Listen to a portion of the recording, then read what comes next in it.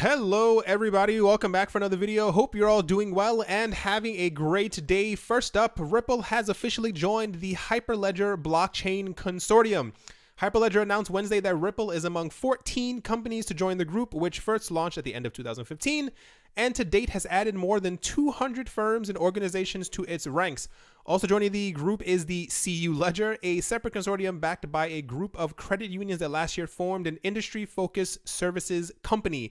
Through a partnership with Hyperledger, developers will be able to access Interledger Protocol, ILP, and Java for enterprise use. The Hyperledger Quilt project connects Hyperledger blockchains with one ILP-capable payment system such as XRP Ledger, Ethereum, Bitcoin with Lightning, Litecoin, Mojaloop, and RippleNet, helping us to deliver on our vision for an internet of value where money moves as information does today. This is very good news for the Ripple team. Next up, in the same exact breath, digital payment startup Uphold announced Wednesday that it has added support for Ripple XRP to their platform.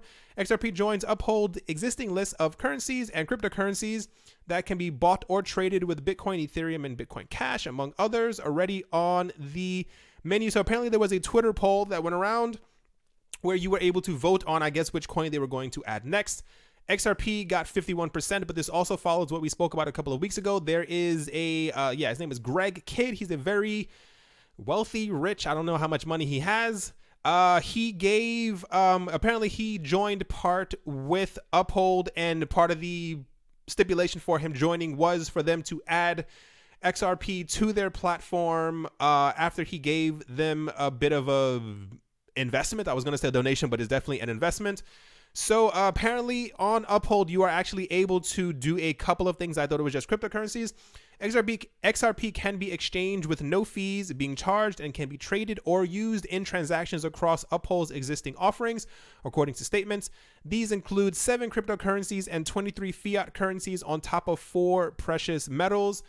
Very good news for XRP as well. Next up, we finally have some news from Funfair. A lot of the projects have been very quiet lately, but apparently Funfair has finally, or at least they have now updated part of their roadmap, trying to talk about what exactly is going to be going on as they go further into the project. They say that our next major step in the roadmap is to go live with our beta testing on mainnet. This should happen in the early part of Q2, which is where we are now. And we'll be announcing further information on how this testing will take place over the next few weeks across our various social channels. Based on the success of this test period, we will be aiming to go live with our first operator by the close of Q2. That is around the end of June, give or take. Also within the next quarter, we expect to announce our first third-party games developer and begin integration. This will coincide with the release of more original Funfair slot games and updates to existing offerings. If you have not checked their website, they have an area where you can pretty much check and see the things that they plan on launching. They said that they're not finalized yet, but they wanted to give people an idea of what type of platform or what type of games they were going to have through Funfair. Throughout Q2 and beyond, our team will continue to represent the company at a number of international events on the gaming calendar, with trips to G2E Asia and the Disruptive Online Gaming Conference in London among the numerous dates in the diary. They also say that they are going to try their darndest, so they will start giving more information on the project, so exactly what's going on, at a continued and quicker pace on Discord and on Telegram, because people always like to have information about the projects that they are getting into. Last up, this is another very interesting one, and I'll explain a bit after. Mainstream financial analysts might be fixated on Bitcoin's so-called death cross, which apparently Bitcoin crossed earlier. I don't know if you guys have, I'm pretty sure a lot of you have been looking at other people's cryptocurrency videos. A lot of people have been showing this thing on a graph that Bitcoin was going to cross or pass the death cross. It was an indicator that there was going to be a gigantic downtrend and the currency would fall down and everything else would fall down. And there were people on CNBC talking about that the price would go to $1,000, and people talking about it would go to $1,500. So the CEO of Abra, his name is Bill Barheit, believes that another rally is just around the corner.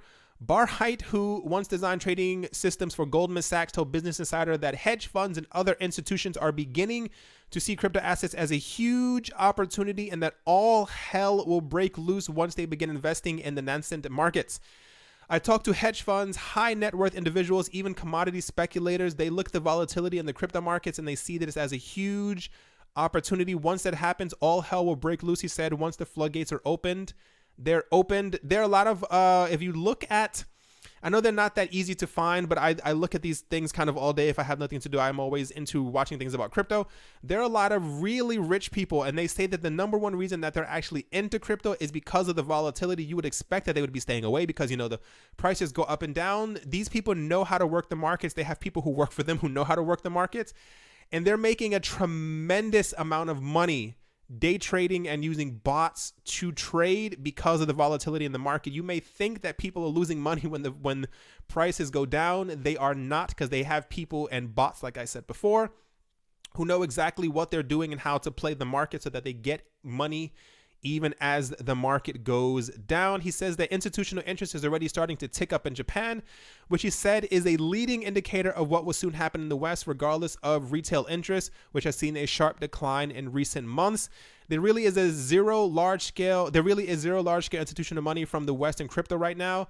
This is already happening in Japan. Once a large sizable chunk of Western institutional money starts to come in, watch out. This is probably going to happen once we get all the regulations in place. Japan and South Korea, and maybe one or two other places, they know or have been told by their governments what these coins are, what is this, what is that. Their SEC has already jumped in and said what is going to be what. It's pretty much down to Europe and the US, who are pretty much saying that they will tell everybody sometime around June what all these things are. Not sure how many of you have been with me in this channel for a very long time. This is what I was talking about before. There's no rich money in the market yet. Everything that has kind of flown in has come from normal investors. That's you and me and other people who are just trying to make an extra buck on the side. Once we have billionaires actually dumping their money into this, this will not happen until they have proper framework for exactly what's going on. Like I've said before in other videos, you will not have someone dump $500 million into the market until they know exactly what they're going to have to pay in taxes, because Lord forbid should these people make any type of money and then they don't exactly know what's going on. This is very big money. This is not something to mess with if you have tons of money like this. Not to drag this on, but I hope you guys know exactly what I'm saying. This guy is like the 7th, 8th person to come forward saying something like this over the last 4 weeks. I am a big believer that these people knows more than we know about the markets, and they know more about what's going on. Like he says, rich people talk to other rich people. They know exactly what's going on. They know that the money's sitting on the side kind of waiting. I'm at this point kind of assuming we will see a large uptick sometime around June. Like I said before, a lot of these people keep saying that it's going to happen in May. I'm not exactly sure what's going to happen in May, but we will all see together with our fingers crossed exactly what's going to happen with the market. All right, everyone, that is definitely going to do it for this video. I hope you guys enjoyed. Hope you guys are having a great day, afternoon, morning, evening, wherever you might be. Thank you once again for watching. And yeah, I will talk to you all soon. See you.